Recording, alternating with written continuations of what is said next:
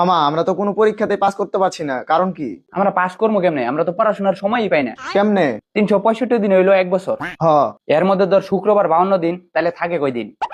313 দিন। শীতকালীন, গ্রীষ্মকালীন, বর্ষাকালীন ছুটি ধর 50 দিন, তাহলে থাকে কয় দিন?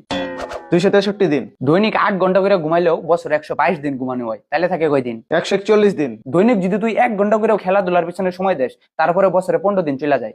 বাকি থাকলো 126 দিন। দৈনিক 2 ঘন্টা করে যদি খাওয়া দাওয়া গোসলের পিছনে ব্যয় করি, তারপরে বছরে 30 দিন চলে যায়। বাকি থাকলো আর 96 দিন। দৈনিক লিস্ট তো 1 ঘন্টা করে আমাদের কথাবার্তার পিছনে খরচ হয়। তার মানে আবার 15 দিন, তাহলে থাকে 81 দিন। এর মধ্যে আমরা পরীক্ষা দিই 35 দিন, তাহলে থাকে কয় দিন?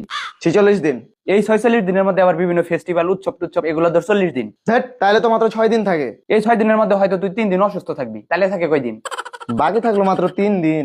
3 দিনও থাকে না। তুই কি বছরে 2বারও কোথাও ঘুরতে যাবি না? ধর 2 দিন ঘুরতে গেলি তুই। ছি, তাহলে তো মাত্র 1 দিন থাকে। হ্যাঁ, 1 দিন থাকে, তোর জন্মদিন। बिल्लो बग्गे